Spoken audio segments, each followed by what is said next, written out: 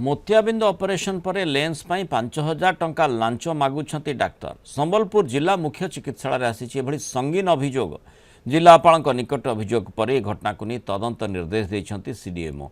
मार्च 14 तारीख में भत्रा अंचल सत्यनारायण मिश्र मोतियाबिंद ऑपरेशन पाई जिला मुख्य चिकित्सालय को आसी सेठारे भल लेंस लगेवाई चक्षु विभाग कर्तृपक्ष 5,000 टंका लांच मागिथिबा अभियोग होईछि। सत्यनारायण को संपर्कीय सुदीप्त एथिपाई 5,000 टंका देइथिले मध्य चक्षु विभाग कर्मचारी लेंसर बिल देई नथिले। एने रोगी संपर्कीय और मेडिकल कर्मचारी मध्य उत्तेजना प्रकाश पाइथिला। सीडीएमओ और एडीएमओ पाखरे अभियोग पहुंचीबा परे कर्तृपक्ष टंका फेरी देइथिले। परे सुदीप्त टंका मागिबा घटना नहीं संबलपुर जिलापाल को अभियोग करिसेंति।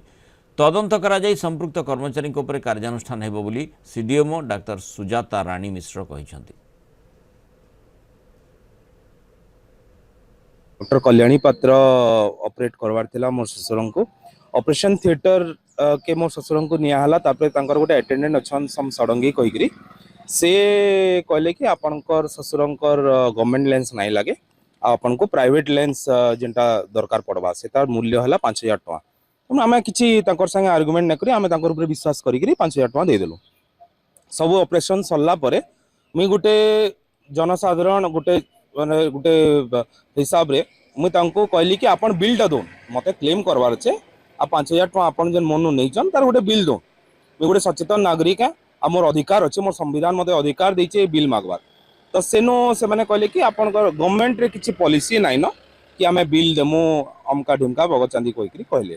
एक्चुअली हॉस्पिटल रे सरकार को तरफ मागणा लेंस अवेलेबल अच्छी तेणु ये पैसाटा मागिबार किसी जस्टिफिकेशन नथिला। जदि देले भी ताले बिलटा दे देबार थिला।